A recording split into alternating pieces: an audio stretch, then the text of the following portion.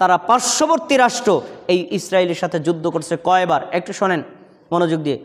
1 নম্বর 1948 সালে একবার, 2 1956 সালে একবার, 3 নম্বর 1967 সালে, 4 নম্বর 1973 সালে। কয়বার হলো যুদ্ধ? 4 বার। আরব এবং ফিলিস্তিন, মানে আরব এবং ইসরায়েল। তখন তারা এই যে কারা কারা এই যুদ্ধে অংশগ্রহণ করছিল, মানে মিশর, ইরাক, লেবানন, জর্ডান, সিরিয়া এবং আরবের পার্শ্ববর্তী রাষ্ট্র যারা আছে সবাই মিলে সবাই ছিল ফিলিস্তিন মুসলমানদের পক্ষে। আর ইসরায়েল একা যুদ্ধ করছে। দূর থেকে সাহায্য করছে কারা দেখি দিয়ে, আমাদের জ্ঞান আছে কিনা? কারা? ইংল্যান্ড আর আমেরিকা। দূর থেকে ইংল্যান্ড আর আমেরিকা তাদেরকে অস্ত্র দিয়া, প্রশিক্ষণ দিয়া, জনবল দিয়া তাদেরকে সাহায্য সহযোগিতা করছে।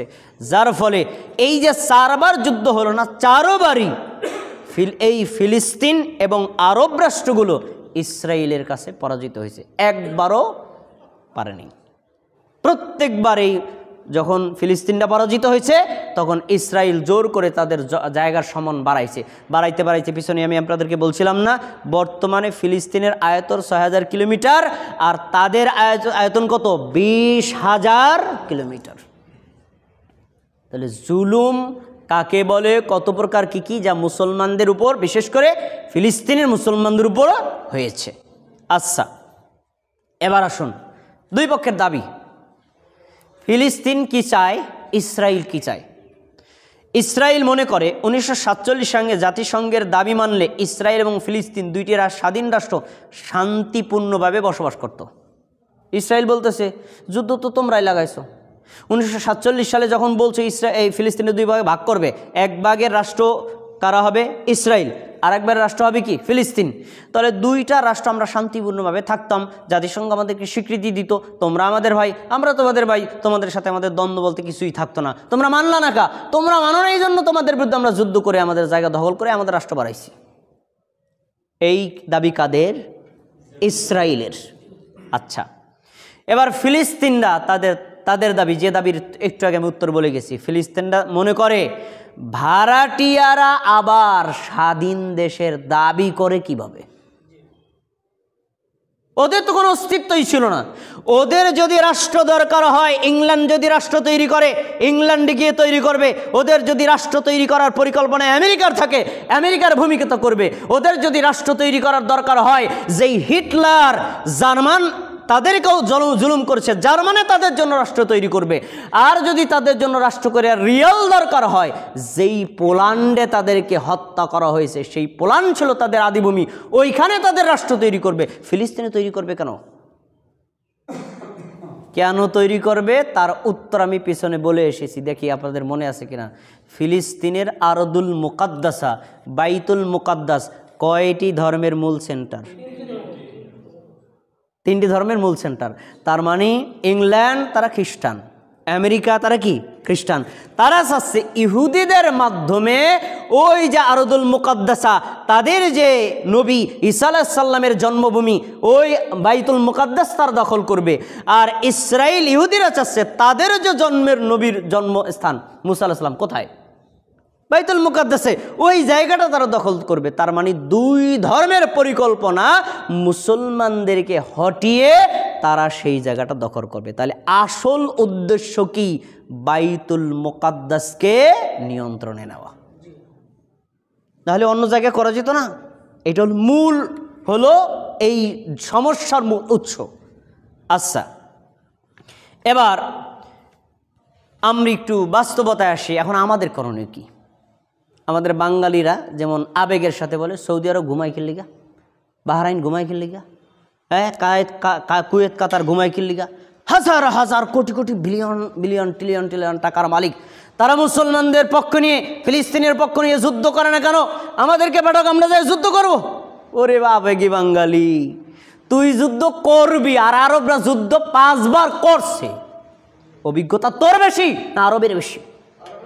তুই জীবন দেশটাই, তারা জীবন দিয়েছে, দিয়া প্রমাণিত হয়েছে যে আসলে কিভাবে এটার সমাধান হবে। এই জন্য যুদ্ধ কোনো আবেগের নাম না, আবেগ দিয়ে যুদ্ধ করা যায় না। আমি বাস্তব তথ্যগুলো বললাম। যে কয়বার যুদ্ধ হয়েছে একবারও মুসলমানরা বিজয়ী হতে পারে নাই। কেন? তার কারণটা একটু শুনুন। 1948 সালের পর থেকে 2025 সাল পর্যন্ত খেয়াল করে শোনেন, যে রাষ্ট্র ইহুদি ইসরায়েলের কথা বলছি, ইসরায়েল অর্থনৈতিকভাবে, সামরিকভাবে, রাজনৈতিকভাবে, কূটনৈতিকভাবে অতি দ্রুত উন্নত হয়, এমনকি বিশ্বের একটি সুপার পাওয়ারে পরিণত হয়। দেখেন, হাজার হাজার লক্ষ লক্ষ মুসলমান ফিলিস্তিনি মুসলমানদেরকে মারছে। আমেরিকা কোনোদিন কি বলছে যে মুসলমানদের এই লোকটা মারা ঠিক হয়নি? বলছে। কিন্তু একচেটিয়াভাবে সমর্থন করে কারে? ইসরায়েলে। একচেটিয়াভাবে। তার মানে তারা কূটনৈতিকভাবে এতটাই সফল যে বিদেশি রাষ্ট্রগুলো তাদেরকে কিভাবে সাপোর্ট করে, মুসলমানরা এই ক্ষেত্রে অতটা সফলতায় পৌঁছাইতে পারে নাই। এখন আপনার কাছে প্রশ্ন, আপনি ইসরায়েলের সাথে যুদ্ধ করবেন না? হ্যাঁ, আমিও করব, করলে তো শহীদ হলে আমিও জান্নাতে যাব, এটা সত্য। কিন্তু যুদ্ধ করার আগে আপনার কাছে প্রশ্ন, 1948 সালে যে রাষ্ট্রটা প্রতিষ্ঠিত হলো, বর্তমানে তাদের ক্ষমতা অর্থনৈতিকভাবে, সামরিকভাবে এবং তাদের কূটনৈতিকভাবে তাদের ক্ষমতা 2025 সাল পর্যন্ত যতটুকু বেড়েছে, 4 বার আরবরা যুদ্ধ করে পারে নাই। 2025 সালে যুদ্ধ করে কি পারবে? আপনার কি মনে হয়? এই জন্য বাঙালিদের মতো আরবরা মাথা ওইরকম গরম করে না। আরবরা চাচ্ছে যে এটার একটা কূটনৈতিকভাবে সমাধানে আনতে, কারণ যুদ্ধ এখানে সফলতা আসবে না। আপনার সাথে আমার ক্ষমতার তো বহু দূর। এখানে উদাহরণস্বরূপ আপনারা সবাই এক, আমি এক। আমার সাথে অস্ত্র থাকলেও তো আমি আপনাদের সাথে পারবো না। তখন কি করতে হবে? আপনার সাথে আমার একটা কূটনৈতিক সালিসির সমাধানের মাধ্যমে সমাধানে আসতে হবে। নতুবা এইটা নিয়ে যুদ্ধ যত হবে, মানুষ মারা যাবে, কিন্তু মুসলমানদের কোনো কল্যাণ হবে না। প্রমাণ, যেই ইসরায়েল জনগণ মানে ইহুদিরা ফিলিস্তিনে যখন সর্বপ্রথম বসবাস শুরু করে, তখন তাদের বসতির স্থান ছিল 10%। বর্তমানে এই ইহুদিদের দখলে হলো 90%। কথা কি বুঝতে পারছেন? এত কি হইল? যতবার যুদ্ধ হয়েছে, লাভ হয়েছে কাদের? আরো যুদ্ধ হয়, লাভ হবে কাদের? ইসরায়েলি। মুসলমানদের কোনো লাভ হবে না। এজন্য আমাদের এখন করণীয় হচ্ছে, এই মুসলমানদেরকে যাদেরকে জুলুম করা হলো, প্রায় 70,000 মুসলমানদেরকে হত্যা করা হয়েছে, এরা কি আমাদের দিনী ভাই না? আমার ভাই মারা গেলে আমি যেরকম কষ্ট পাবো, তারা মারা গেছে আমরা কষ্ট পাবো না? অবশ্যই।